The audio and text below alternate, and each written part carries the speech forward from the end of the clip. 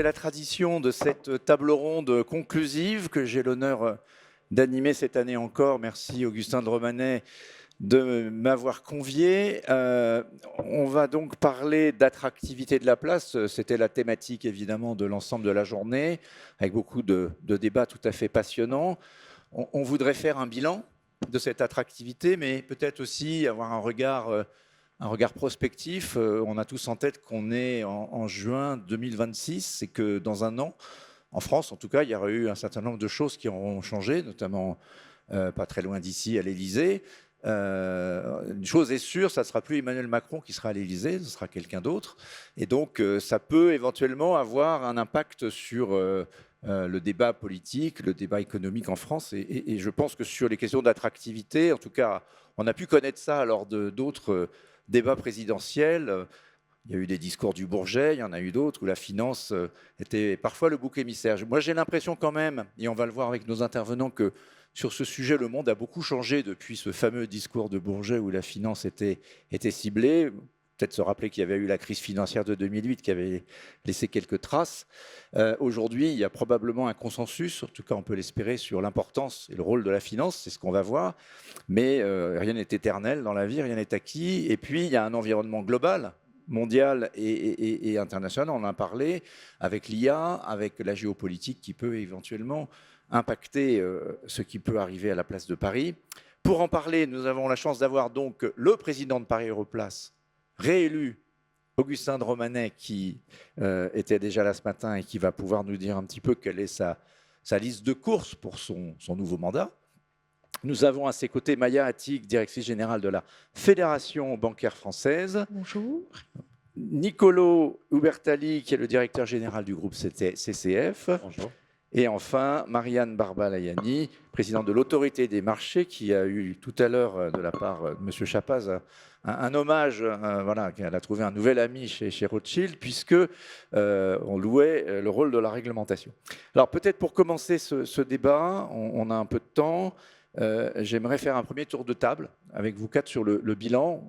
Je disais oui, mais oui, on a fait des progrès.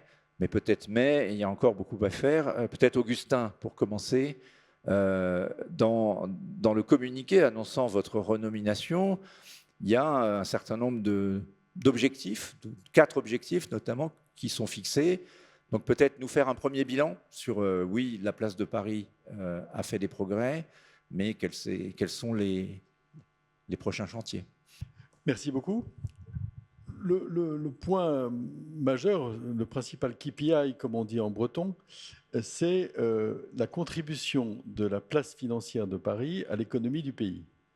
Et lorsqu'on regarde le solde extérieur de la France, on voit que la balance commerciale de la France est positive d'une 50aine de milliards grâce aux services. Et dans les services, la finance a pris une part considérable puisque le solde extérieur des services a été multiplié par 3 depuis 10 ans. C'est-à-dire qu'on a un excédent de balance des services financiers, banques et assurances, d'une 15aine de milliards par an. Et si on regarde les créations d'emplois, c'est 30 000 emplois qui ont été créés en Île-de-France depuis 10 ans. Donc, en termes d'activité économique, la finance à Paris se porte plutôt bien. Et elle se porte bien parce que les pouvoirs publics ont de façon continue, à tout le moins depuis Manuel Valls, pratiqué une certaine stabilité financière. Alors je dis certaine parce que depuis 2 ans, le Parlement se pique à chaque débat. Dans le passé, le gage d'un amendement stupide, c'était la hausse du prix du tabac. Maintenant, les prix des cigarettes étant élevés, le gage d'un amendement stupide, c'est la hausse de la taxe sur les transactions financières. C'est qu'on se dit, bon, allez, 0,1%, ça ne fait pas de mal à une mouche, etc. Donc il faut se méfier. Mais enfin bon, globalement, il y a une certaine stabilité financière. Les gouvernements successifs ont tenu leurs promesses de baisse de l'impôt sur les sociétés. Et donc aujourd'hui, nous avons des établissements financiers qui se sont installés en plus grand nombre à Paris. Beaucoup de banques américaines se sont réinstallées. Le Brexit, évidemment, a aidé. Et donc, on peut dire que la place financière de Paris est, de façon incontestable, la première place financière de l'euro. En termes de capitalisation boursière, elle fait jeu égal avec Londres et de temps en temps, la place de Paris est devant Londres. Donc, la place de Paris, sur un plan strictement statique, est en bonne santé.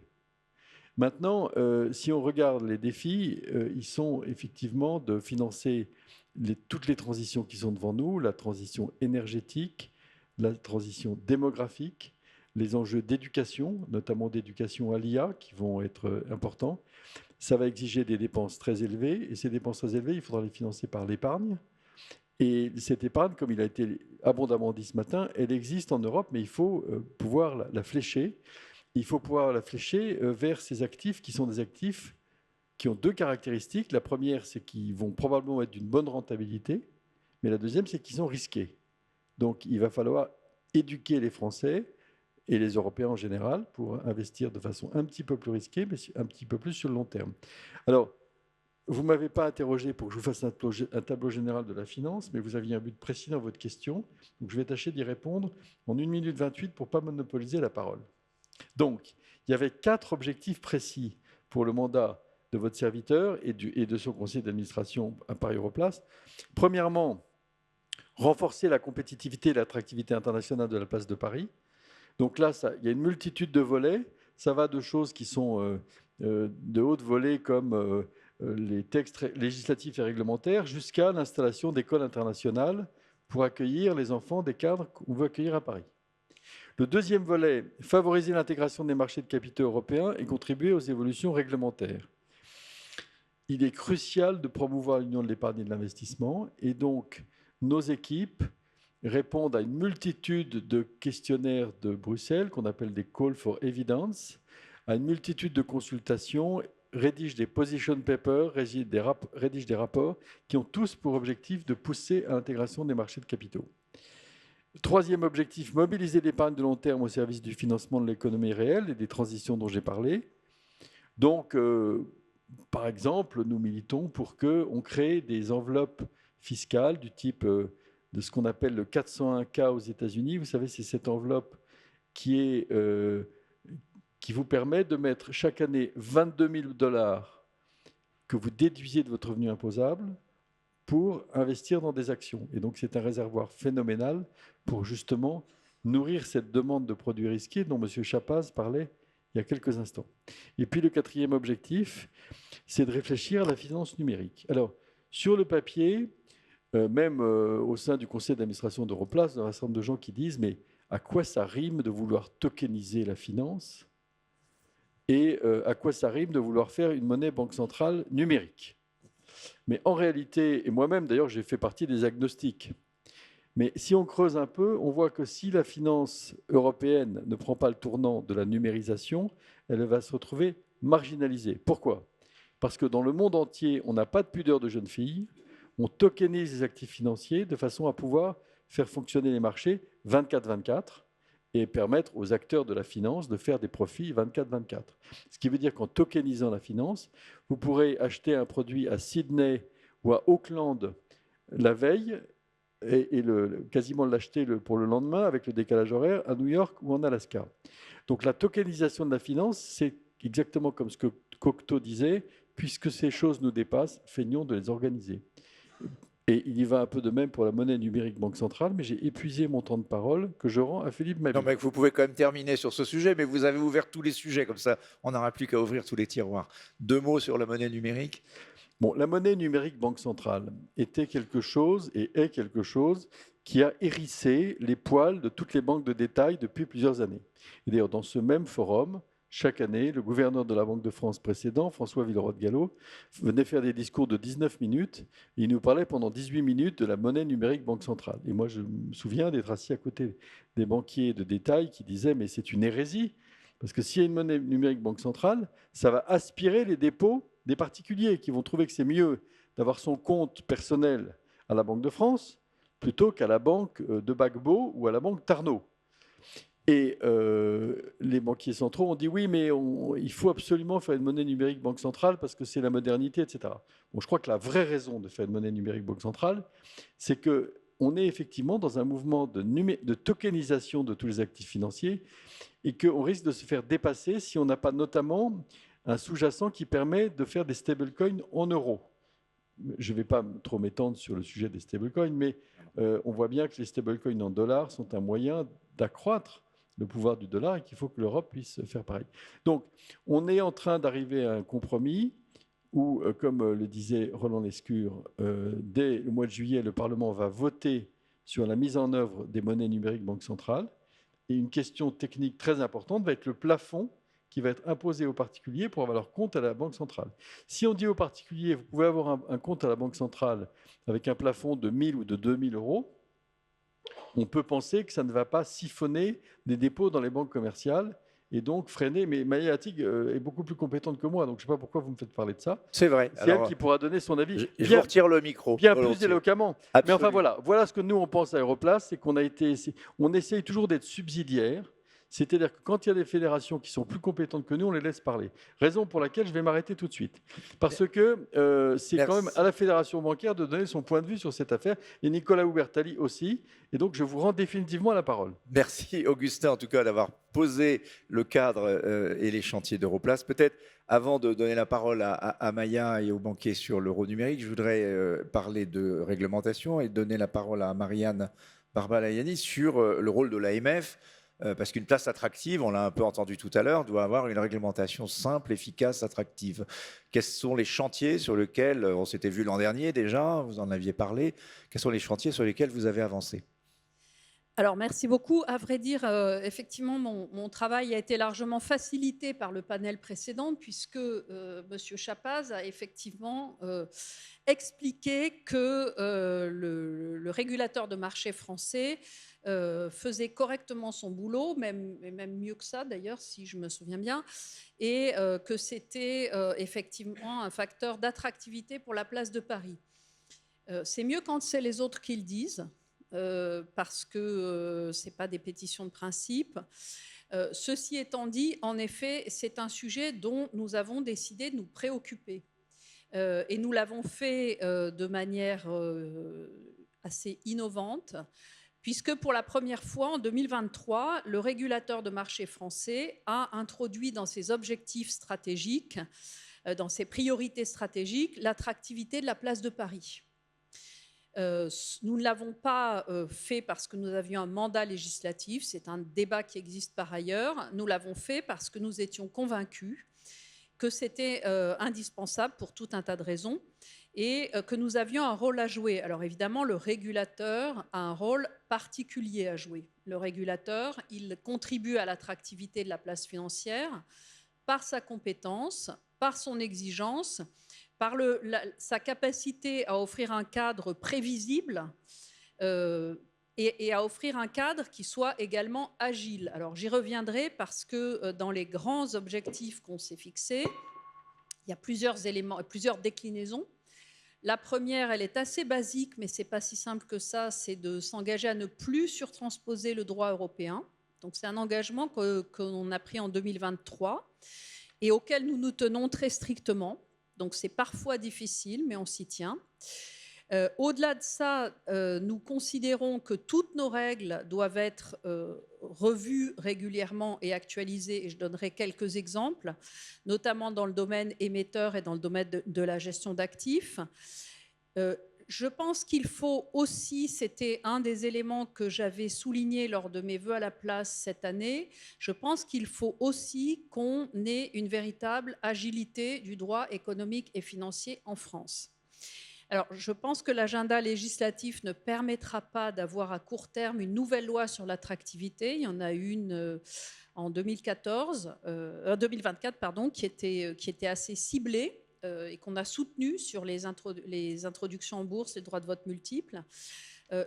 Je pense qu'il faut sérieusement, et je le dis en ce moment même, je suis auditionnée par le Parlement pour mes auditions annuelles de remise du rapport de l'AMF.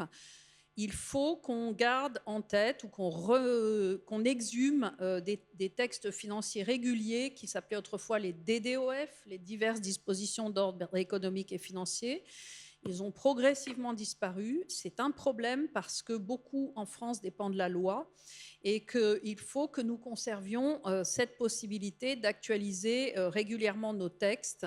Je ne parle pas des transpositions en retard, ça on essaye de faire avec.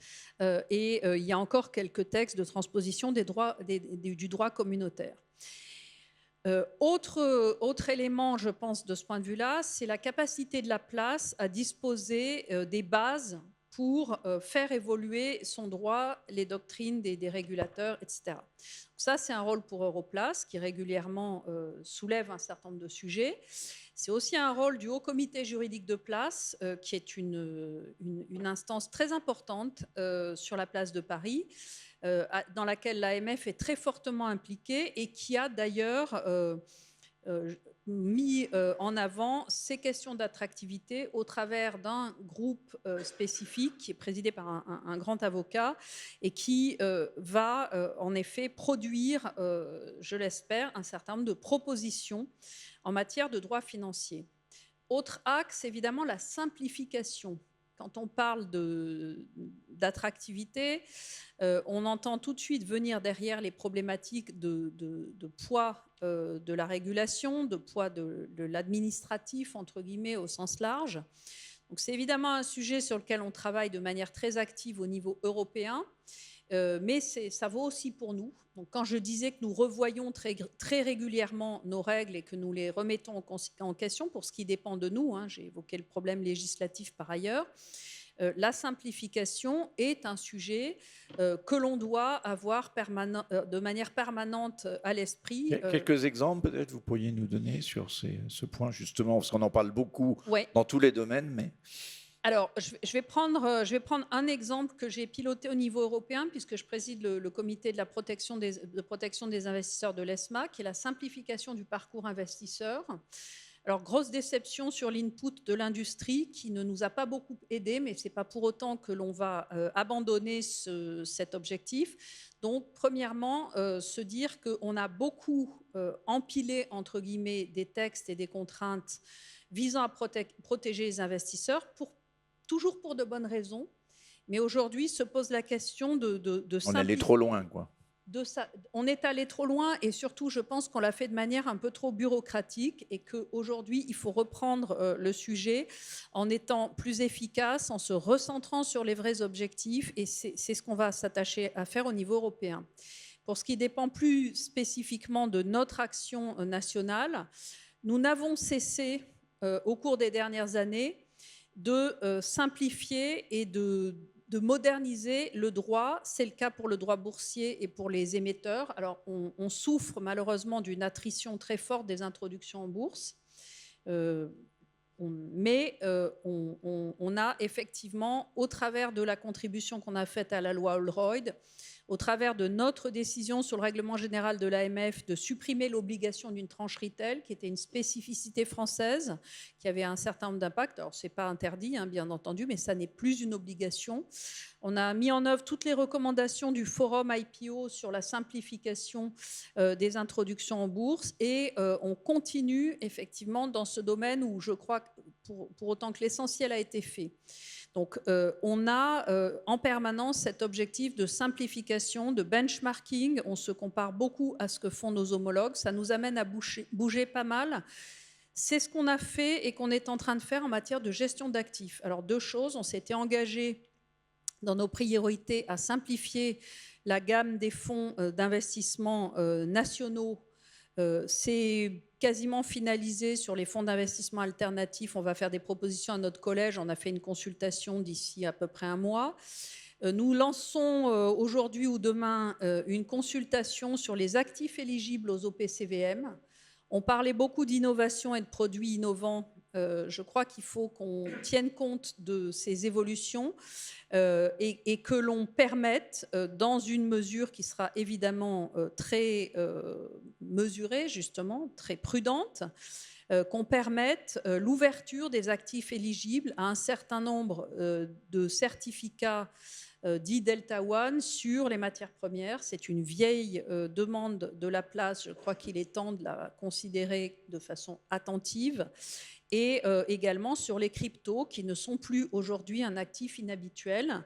On a aussi fait évoluer notre doctrine sur les produits complexes de ce point de vue-là, ce qui a permis d'émettre, que soit émis à Paris, un ETN crypto alors que la plupart des acteurs de la place considéraient que ça n'était pas possible à Paris, ce qui est vrai. On avait une doctrine sur les produits complexes qui ne permettait pas, et donc on l'a rendu possible, et ça a permis effectivement une émission de ce type.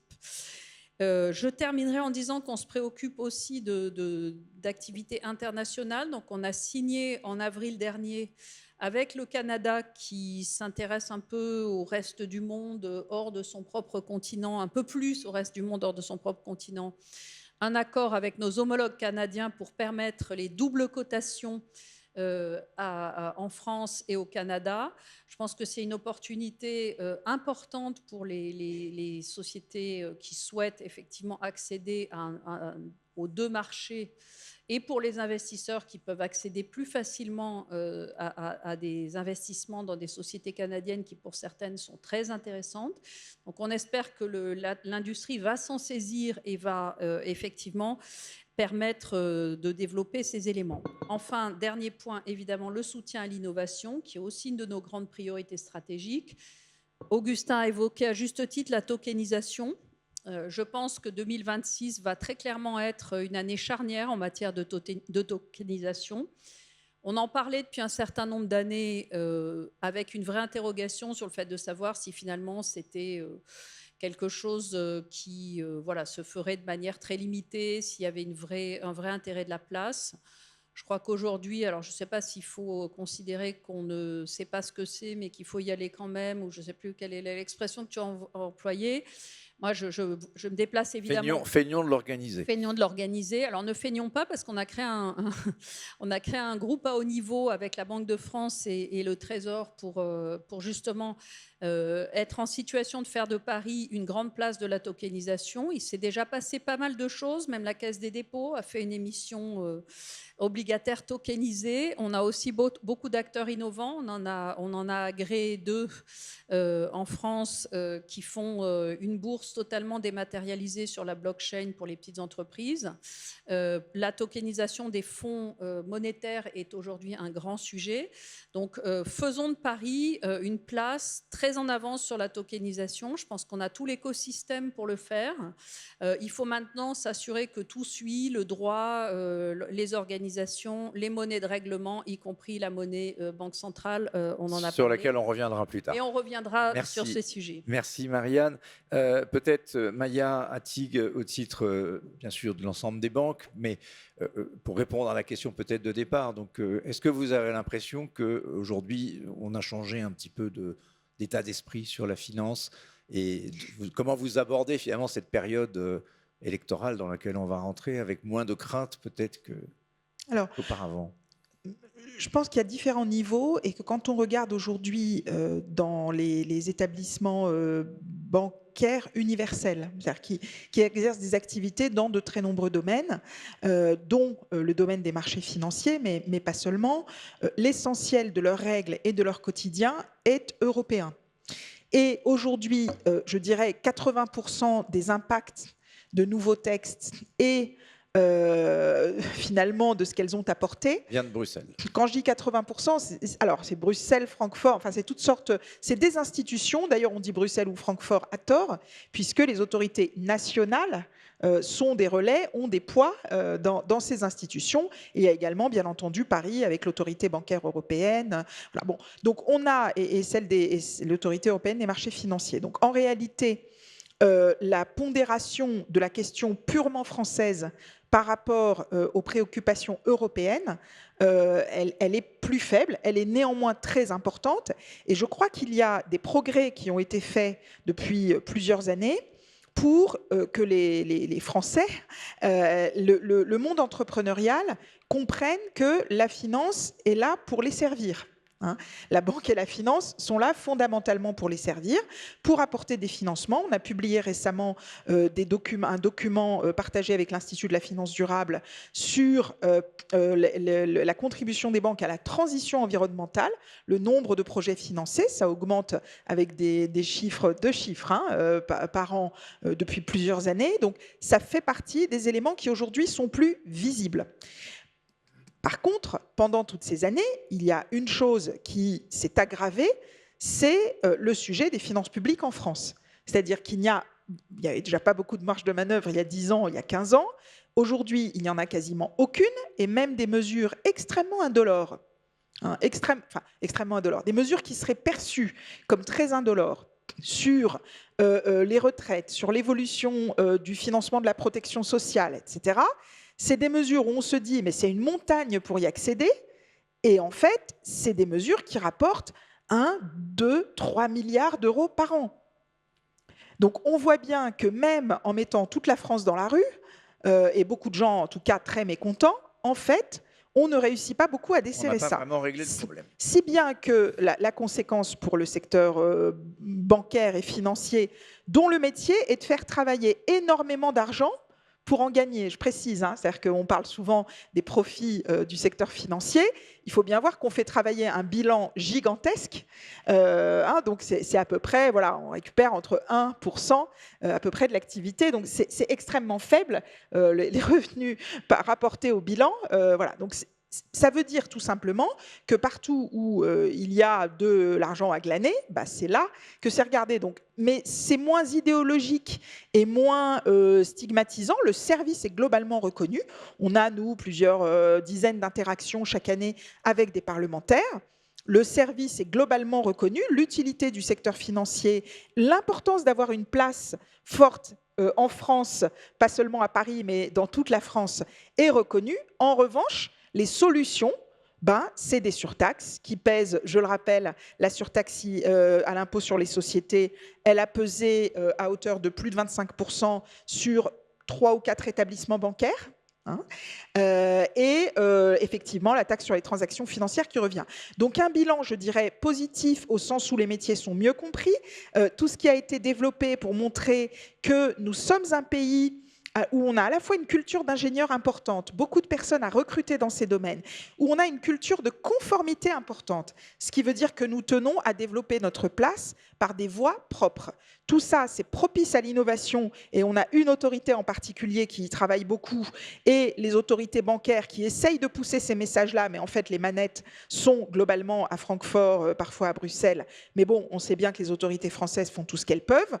En réalité, tous ces éléments-là installe une confiance et un collectif. Maintenant, les solutions à trouver pour la France, pour son plus grand défi, qui est le défi des finances publiques, c'est possible que ce soit toujours celui des grandes entreprises, dont les entreprises financières. Nicolas Bertali, peut-être donner le point de vue d'une grande banque moyenne aujourd'hui, mais quand même une grande banque française, sur cet environnement de la place de Paris. En plus, vous avez cette qualité d'être en même temps français et italien, puisque vous êtes le patron du CCF, mais vous êtes d'origine italienne. On parle beaucoup d'ailleurs, on en parlait tout à l'heure, de la concurrence de Milan. Bon, il ne faut pas trop s'inquiéter de la concurrence de Milan, sauf qu'elle est quand même attractive pour les milliardaires. Alors oui, une prospective d'étranger. Je m'excuse pour mes anglicismes, c'est pas pour être à la mode, c'est parce que mon français est limité. Donc, tout d'abord, je représente un fonds d'investissement américain qui a décidé d'investir ici et où j'ai investi avec eux. Donc clairement, je ne l'aurais pas fait, on ne l'aurait pas fait si ce n'était pas attractif. Le marché, 7 années consécutives où la France a été le premier attracteur d'investissement direct en Europe. 930 milliards d'euros. Donc oui, il y a plein de choses à s'améliorer, mais pendant 7 années consécutives, la France a été le meilleur. Nous avons décidé d'investir 600 millions d'euros en France. Et il faut seulement faire attention que c'est quelque chose, cette attractivité qui est très sinusoïdale. Dans les années de la globalisation, la France était très attractive.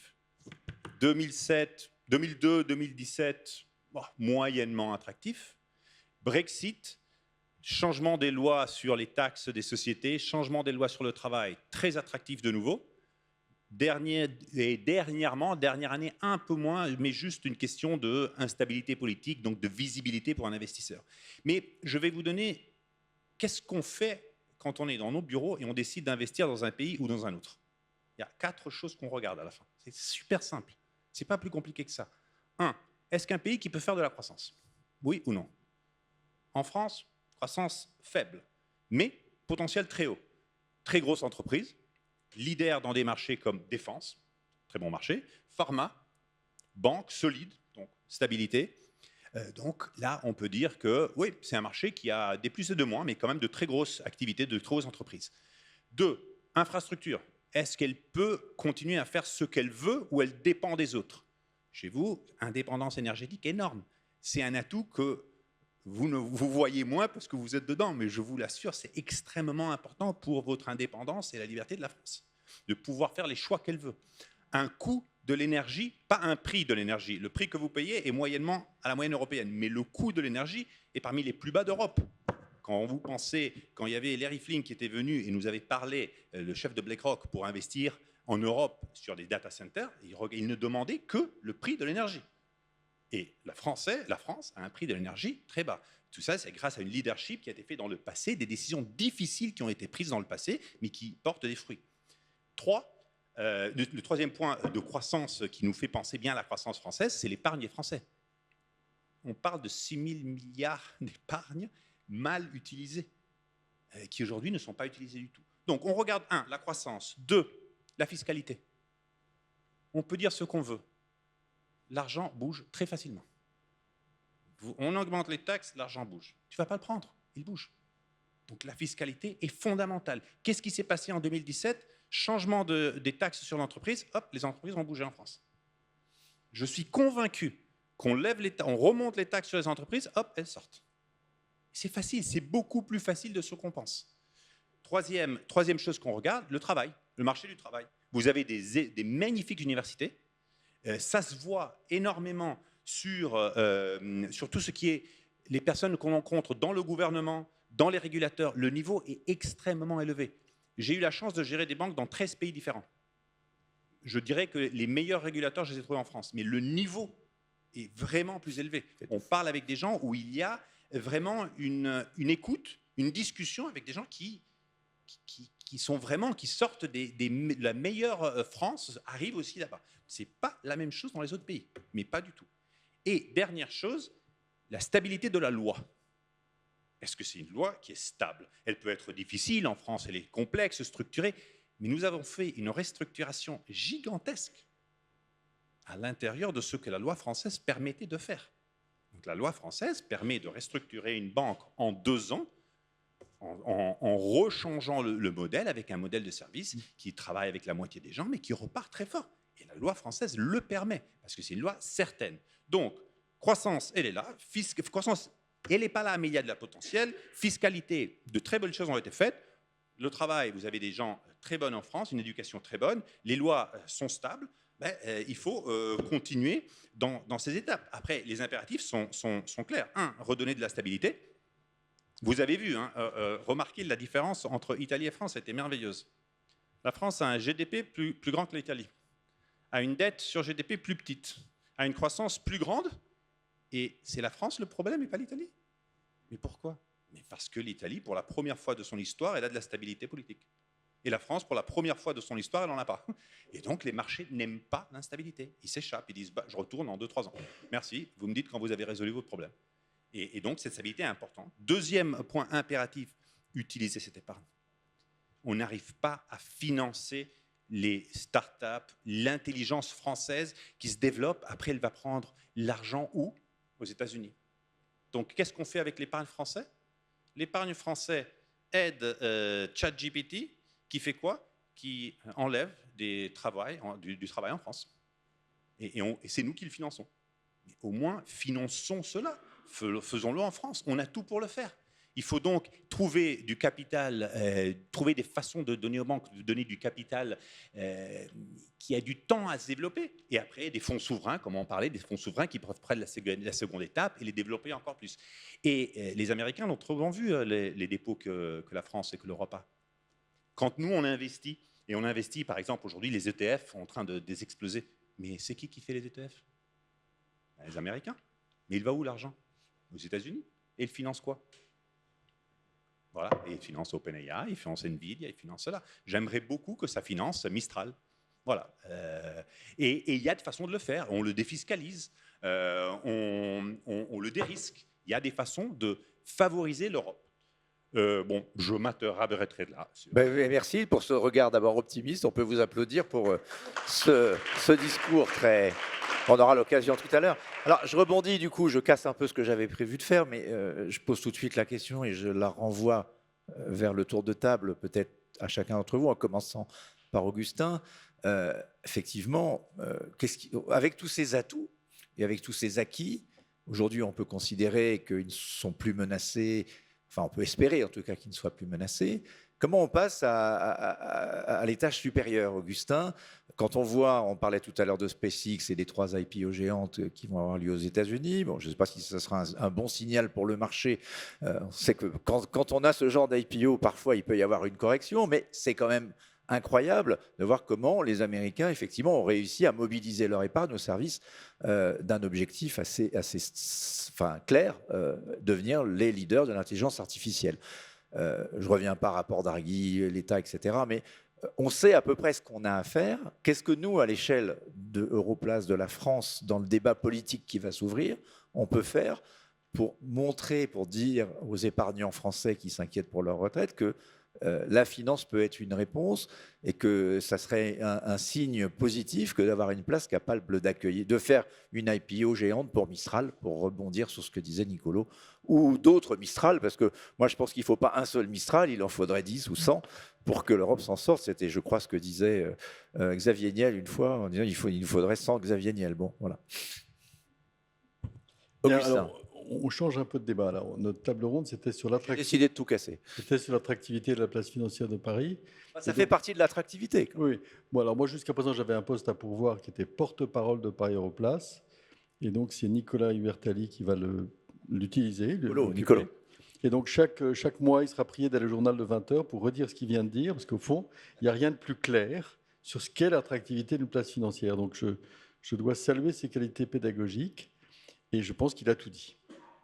Raison pour laquelle je vais quand même accepter de répondre à votre deuxième question.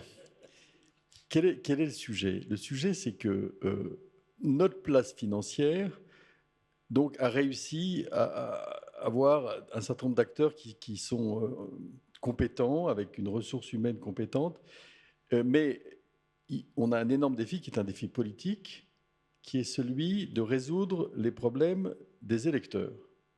Quels sont les problèmes des électeurs? Premièrement, ils ont un problème démographique monstrueux, qui est qu'il va y avoir de moins en moins d'actifs pour financer des pensions. On a eu les chiffres. Hein. Financer des pensions. La population va baisser.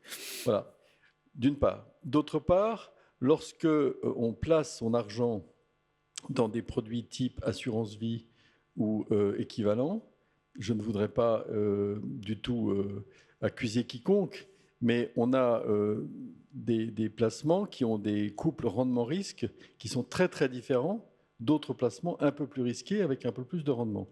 Et le manque à gagner pourrait être chiffré en dizaines, voire centaines de milliards sur une génération. Donc je pense qu'on a un sujet d'éducation financière qui est d'expliquer principalement aux organisations syndicales de salariés qu'un fonds de pension, ça n'est pas un gros mot.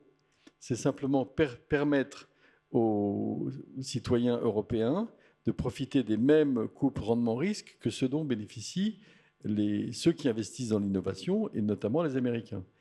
Même si on peut penser qu'il y a peut-être un début de bulle sur les titres d'intelligence artificielle et de fabricants de puces électroniques, on doit être quand même saisi par le fait qu'au moment de la bulle Internet, vous aviez des rapports coûts-bénéfices qui n'avaient aucun sens parce qu'il n'y avait pas de bénéfices. Aujourd'hui, le rapport coût-bénéfice de NVIDIA, si ma mémoire est bonne, il est de 35 ou 40, c'est-à-dire qu'il n'est pas complètement délirant. Alors, ce qui est peut-être délirant, c'est les perspectives de croissance. Mais en tout cas, on a avec l'intelligence artificielle et les puces de l'économie qui est probablement moins virtuelle que ne pouvaient l'être Voilà. Donc, tout l'enjeu des acteurs de la place financière, il est de développer au maximum la pédagogie auprès des hommes politiques, auprès des organisations syndicales, auprès de la population, pour montrer que ça n'est pas en tondant, entre guillemets, les acteurs de la finance, ça n'est pas en prélevant leurs profits, ça n'est pas en imposant des règles toujours plus léonines qu'on va améliorer quoi que ce soit. C'est la raison pour laquelle, à titre personnel, j'insiste toujours sur l'excédent de la balance des services. La France exporte des services financiers, c'est bon pour son économie. Donc, il faut qu'on puisse plaider et c'est la raison pour laquelle Europlace attache de plus en plus de prix à son action auprès des autorités européennes, c'est que les règles de la finance à Paris sont de plus en plus dépendantes des règles décidées par le Conseil des ministres et par le Parlement européen. Donc ce qu'il faut, c'est essayer de promouvoir une finance européenne qui favorise l'investissement en actions, qui favorise le développement des fonds de pension et qui permette, en popularisant une certaine éducation financière, de montrer à tout un chacun que c'est à son service qu'on développe des produits qui lui permettent de se projeter dans le temps et de financer sa retraite, sa dépendance, etc. Maya Attic, sur ce débat sur la mobilisation de l'épargne et son orientation et sur ces fameux fonds de pension. Donc, Oui. est-ce que vous allez pouvoir prononcer ce mot d'une façon ou d'une autre sans que ce soit considéré comme un gros mot? Quand on voit son banquier, quelles que soient les banques, enfin, je peux parler dans mon cas personnel, je pense que chacun vous voit son banquier, il vous dit mettez de l'argent de côté pour la retraite et puis placez-le chez moi. Et finalement, on n'est pas loin d'avoir ces fonds de pension. Ce qui manque, c'est bien sûr l'aspect fiscal, peut-être, Augustin l'a dit, mais c'est surtout un changement d'état d'esprit. Je pense qu'aujourd'hui, cet enjeu, en fait, on a un enjeu qu'une étude que Oliver Wyman vient de sortir aujourd'hui pour la Fédération bancaire européenne. Je regarde l'heure, mais normalement l'heure de l'embargo. Et non, l'heure de l'embargo est terminée depuis quelques minutes. Donc vous pourrez retrouver cette étude très rapidement. Elle montre une chose très simple, en fait. Les besoins de financement futurs de l'économie européenne et des ménages et des entreprises, à la fois pour le vieillissement, notre souveraineté, puisqu'on est tous très attachés. Voilà, la FBF n'a pas attendu 2024 ou 2022 pour utiliser le mot souveraineté. On l'exerce dans le domaine des paiements depuis quasiment un demi-siècle avec le développement de cartes bancaires, par exemple, et avec d'autres outils. Donc nos besoins de souveraineté, de défense, de transition, bien entendu, environnementale, d'investissement numérique, tous ces besoins sont immenses pour demain et ils touchent l'ensemble du continuum de financement. Ça touche les actions, on aura besoin de plus de fonds propres, on aura besoin de plus de dettes, que ce soit de la dette bancaire, du private credit, des obligations levées sur les marchés et les fonds propres. De la même manière, on en aura besoin par de multiples canaux. On aura besoin de plus de tout. Pas dans les mêmes proportions, et effectivement, le besoin en fonds propres, que ce soit ceux levés sur les marchés ou par le private equity, ce sont des besoins qui seront plus forts proportionnellement par rapport à ce qu'ils sont aujourd'hui, mais on a besoin de plus de tout. Donc en fait, il faut jouer, il faut non pas jouer, parce que ce n'est pas un jeu d'ailleurs, mais il faut activer ces multiples leviers. Le levier, effectivement, de l'épargne, avec de l'épargne retraite qui existe aujourd'hui en montant en forte croissance en France, de l'épargne retraite individuelle avec des produits qui ont trouvé leur place, qui pourraient être plus répandus encore, mais qui ont trouvé leur place, avec de l'épargne retraite collective. L'Agirc Arrco gère 80 milliards d'euros en bonne intelligence avec les organisations syndicales qui comprennent bien les différences, mais qui doivent elles aussi gérer une forme de court terme, puisque régulièrement les réserves risquent d'être ponctionnées. Donc effectivement, ça raccourcit l'horizon. Les organisations syndicales dans ces organismes de retraite comprennent très bien que placer à long terme, c'est un meilleur couple rendement-risque. En revanche, elles sont obligées de prendre en compte des incertitudes de court terme, certes peu nombreuses, mais quand même existantes. Donc ce levier d'épargne, il est à la fois individuel et collectif, et avec des Français qui aujourd'hui, quel que soit le sondage, montrent que leur préférence pour la pure sécurité est très forte. D'autant plus que, évidemment, ils ont une offre de produits extrêmement sécurisés, forte également, et qu'on leur a appris depuis toujours que c'était ça qui était bien. Donc, il faut, par l'éducation financière, ouvrir les perspectives, apprendre à réfléchir. Moi, j'interviens dans des écoles, en CM1, CM2, ils connaissent déjà tout ça. Je termine juste par un point, qui est qu'il y a un levier extrêmement important dans les règles bancaires, qui, encore une fois, contribuent aujourd'hui aux 2/3, et le but, c'est pas au financement de l'économie européenne, et le but, c'est pas des vases communicants en disant 2/3 c'est trop, il faudrait passer à moins. Le but, c'est d'augmenter le volume pour tout le monde, d'augmenter le volume de marché, d'augmenter le volume bancaire, parce qu'on a besoin de tout. Et par ailleurs, comme les banques françaises sont actives dans tous les domaines, pour nous, c'est pas du tout un sujet de vase communicant. Dans l'étude que nous avons rendue à la Commission européenne concernant les règles bancaires, en demandant des simplifications et des mesures de compétitivité, on a trouvé un levier qui correspond à peu près 100 milliards d'euros de fonds propres dans les banques, et donc environ à 1300 milliards d'euros de capacité de financement supplémentaire de l'économie européenne. Et ce levier, c'est ? Et ce levier, c'est 10 mesures qui visent, il y a 10 leviers, justement, on les a bien chiffrés chacun, parce qu'on est bien conscient qu'il y a des difficultés sur chacun. Mais si on prend le sujet du financement des entreprises non notées, des entreprises, par exemple, ça peut être des startups ou des entreprises dans une phase supérieure, mais ce n'est pas encore des grandes entreprises. Ces entreprises-là, en fait, on s'apprête dans les 5 années qui viennent, 3 à 5 années qui viennent, à durcir leur financement à risque égal à celui d'aujourd'hui, sans aucune raison. Si, avec une raison, qui est d'appliquer une règle internationale que d'autres pays qui ont promu ces mêmes règles ne vont pas appliquer. Donc, en fait, avec cette règle-là, par exemple, elle libère 100 milliards. Une autre règle sur le financement de projets, elle va libérer à peu près 70 milliards. Et c'est pareil, c'est une règle à risque égal à aujourd'hui. On va durcir, parce qu'il faut durcir. Donc, 70 milliards. Donc le changement d'état d'esprit, ce n'est pas que les épargnants, c'est aussi les régulateurs. Il faut jouer sur de multiples leviers. Et je termine par le point de la finance numérique, qui est effectivement un élément absolument fondamental. Et aujourd'hui, on voit bien l'impasse dans laquelle on est. C'est que les solutions de tokenisation, toute manière d'utiliser la tokenisation et la blockchain dans des transactions financières, avec des acteurs qui vont avoir besoin de se réinventer très profondément. Les infrastructures de marché, les infrastructures de règlement, toutes ces infrastructures, leur modèle est complètement, évidemment, à revoir, et je pense qu'on peut être très confiant dans leur capacité à le faire. Alors, on peut être confiant dans leur capacité à le faire, simplement les moyens qu'elles doivent avoir pour le faire. Pour le coup, ce n'est pas simplement un sujet de texte sur lequel les autorités sont mobilisées et d'idées, de projets, etc. C'est un sujet d'argent sonnant et trébuchant. Pour vous donner un ordre de grandeur, tokeniser, passer un système complètement à la blockchain, ce que ne fait pas, mais je ferme tout de suite la parenthèse, le projet de la Banque Centrale Européenne, le projet de monnaie numérique de détail ne passe absolument pas la barre de la blockchain, et c'est la raison pour laquelle, côté bancaire, on aurait souhaité que le projet d'euro numérique de gros soit très fortement priorisé dans le temps et dans les effectifs. Donc, il ne l'a pas tout à fait été, mais bon, je ferme cette parenthèse. Et donc, soyons confiants dans le fait que ce projet-là va quand même délivrer. En tout cas, les sujets de tokenisation, ça va être de l'ordre de milliards d'euros d'investissement à faire pour changer les systèmes informatiques. Il se trouve qu'aujourd'hui, quand un gros établissement, par exemple, a un budget d'investissement, il y a beaucoup de changements réglementaires qui coûtent 100 millions d'euros chacun.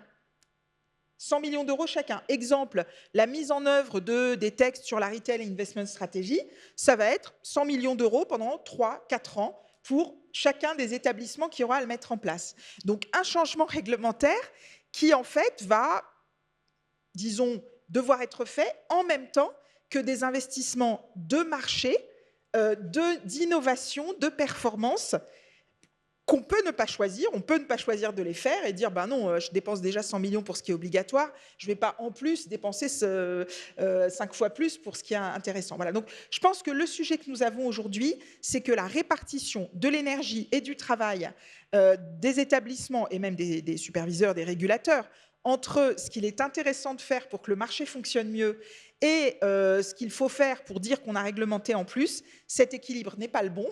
On a les moyens de le changer et je pense que tout le monde a très envie de le changer et de faire en sorte que les autorités européennes donnent des signaux très clairs en ce sens et avant 2029. Or, aujourd'hui, la plupart des horizons sont à 2029. Voilà, donc accélération et concentration de l'énergie. Je ne vais pas paraphraser une phrase connue, mais « sometimes it's too slow, for sure ». Peut-être Niccolò Bertalli sur ce volet, notamment de réglementation bancaire, puis ensuite on entendra sur ce tour de table Marianne. Qu'est-ce que ça vous inspire? Réglementation bancaire. Il faut réglementer, je ne suis pas contre la réglementation du tout. Il faut une réglementation qui soit bien faite et comme Madame l'a très bien dit, qui évolue. On le voit très bien en France, quelquefois on le voit moins en Europe. On ajoute, on ajoute, on ajoute, on ajoute, on ajoute. Ça a été de la musique pour mes oreilles d'entendre dire qu'il y avait un objectif d'attractivité. C'est clair qu'un régulateur qui est très bon et que tu lui dis tu dois que regarder à la stabilité, c'est tout, il fera de la stabilité son motto. Et donc la croissance, pas important. Alors qu'avoir l'attractivité en tenant la stabilité, alors là c'est de l'art. Là, il faut vraiment être bon. Il faut trouver le juste équilibre. Là, il faut savoir faire. Et je trouve que c'est exactement où il faut aller. Je vous donne quelques petits exemples parce qu'à la fin, ça retombe sur nous, les réglementations. Pour gérer une banque, il faut aujourd'hui 30 000 pages de réglementation. Il faut adhérer à 30 000 pages de réglementation. C'est 10 fois plus qu'en 2006. 10 fois plus. D'accord. Oui. Alors, la banque, c'est compliqué, mais quand même. Oui, on a eu des crises. Mais de nouveau, d'où viennent ces crises? Les crises sont venues des États-Unis. Mais vous pensez... Qui eux, modèrent ces réglementations, dans l'autre sens. Qui modèrent les réglementations, et je veux arriver là. Vous pensez qu'une petite banque capitalisée à 20%, un jour que JP Morgan fait faillite, va ne pas avoir de problème parce qu'elle était capitalisée à 20%?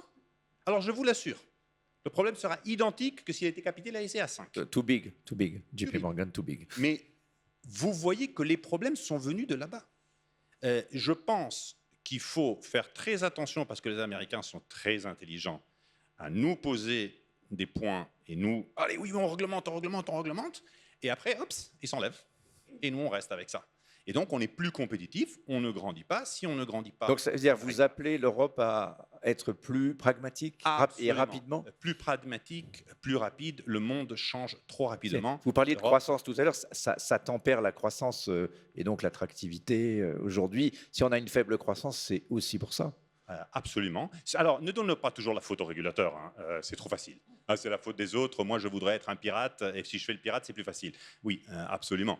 Non, je dis seulement qu'il faut trouver le juste équilibre, et c'est de l'art, c'est pas facile. Je dis qu'aujourd'hui, c'est clairement déséquilibré, et ça se voit que toutes les fois qu'on libéralise un peu, le marché repart, les investissements arrivent. Moi, comme investisseur, je regarde ça, et si ça se libéralise, je dis très bien, j'y vais. Si on favorisait les ETF français, pas américain, je suis convaincu que je pourrais gentiment conseiller à mes clients, regarde, le ETF français, il est défiscalisé, il est ça, et les gens le feraient. Voilà. Donc, Marianne, de votre côté, et peut-être un mot sur l'union des marchés de capitaux, puisque oui, je crois que c'est un peu le mot-clé, ou en tout cas le sujet clé qui est derrière toutes les questions qui ont été évoquées. C'est au fond... pourquoi est-ce qu'on a tant d'épargne dormante, mal rémunérée, probablement mal investie, pas assez allouée sur le long terme?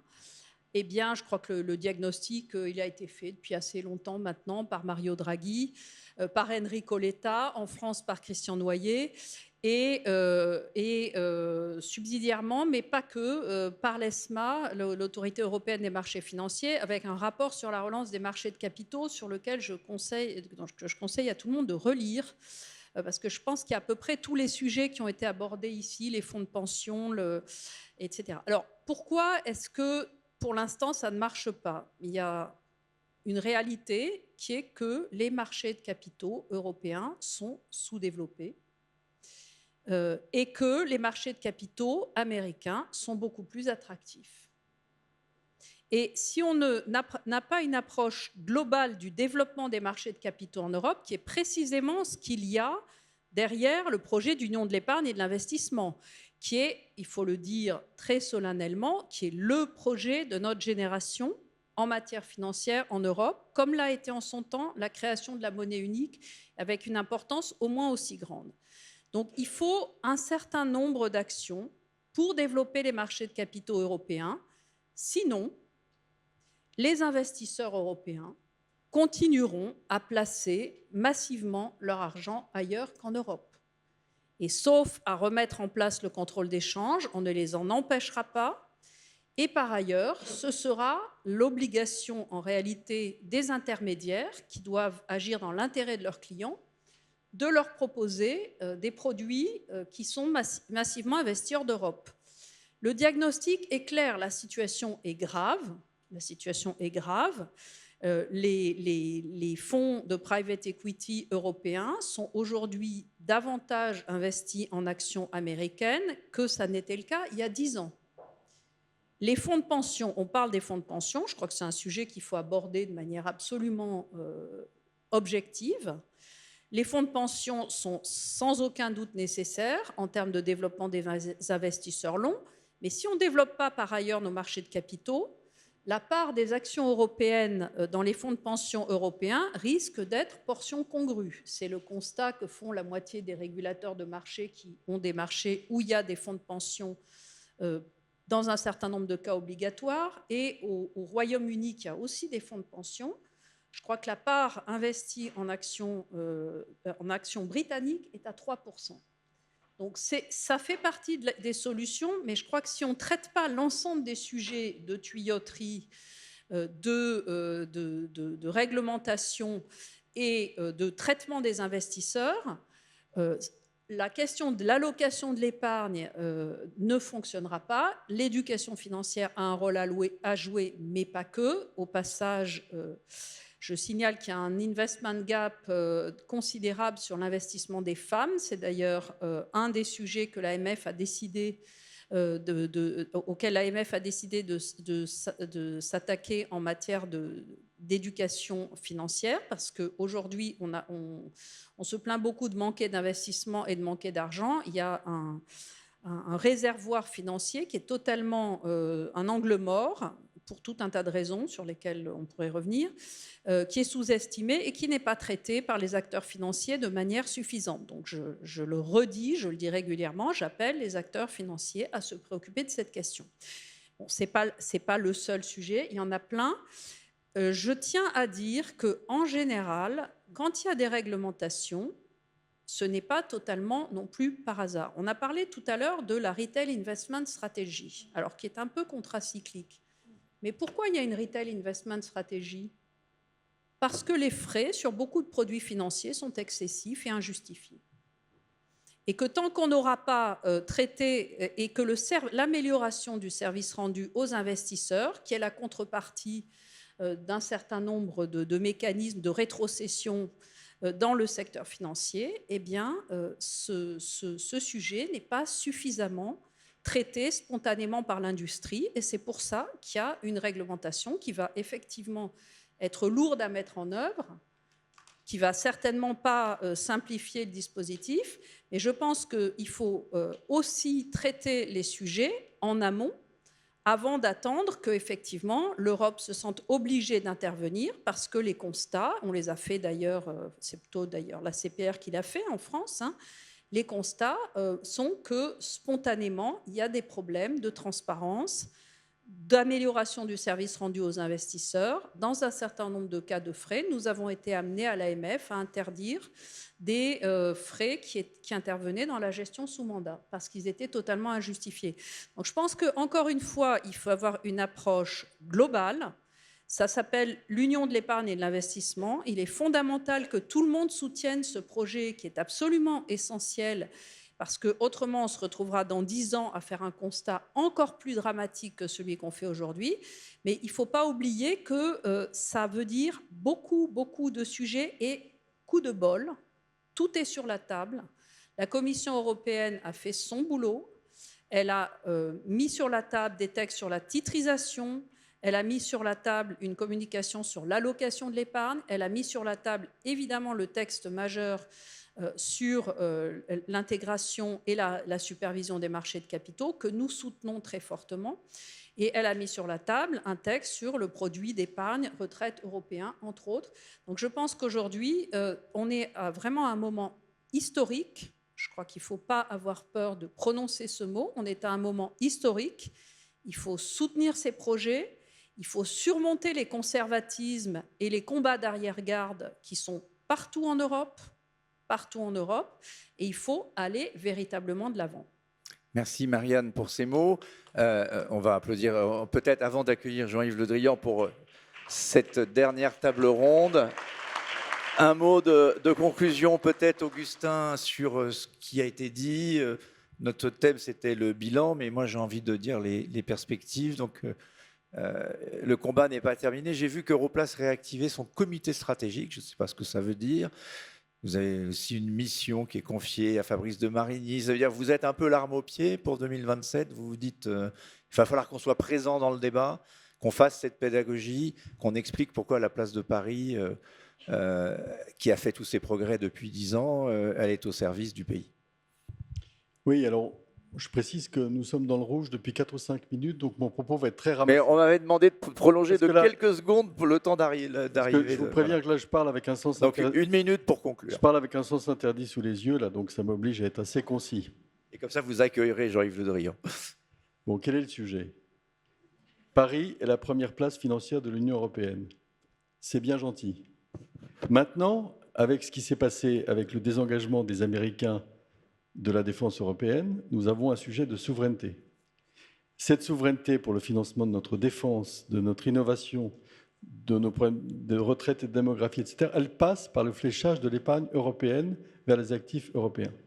Et moi, ce que je retiens de cette journée, c'est ce que nous a dit Roland Lescure au déjeuner, c'est-à-dire le moment un petit peu de cristallisation qui est survenu à Berlin il y a une semaine, où les ministres du groupe des 6 ont décidé de faire un pas énorme sur une supervision des marchés communes en Europe. Donc, je crois que notre responsabilité d'acteur de la place financière de Paris, c'est d'essayer d'être le plus inventif possible pour que non seulement on travaille pour la prospérité de notre place, mais aussi pour la prospérité de l'Europe. Parce qu'au fond, le jour où les Slovènes, les Polonais et les Bulgares ne verront plus les banques françaises comme au fond les Américains. Je m'arrêterai là, mais au fond, pendant longtemps, nous, on a vu les banques américaines comme un peu des grands méchants, et nous, on privilégiait nos banques européennes. Sur 7 banques systémiques en Europe, vous en avez 4 qui sont françaises. Donc, dans beaucoup de petits pays de l'Europe, c'est pas mal finalement de travailler avec les banques américaines. On se fiche un peu de la souveraineté financière. Donc voilà. Donc pour conclure, je dirais que ce que je retiens des débats d'aujourd'hui, c'est le fait qu'on n'a plus du tout les mêmes débats, maintenant qu'on sait que le parapluie américain est troué. Et ça, c'est très intéressant parce que ça nous met devant nos responsabilités.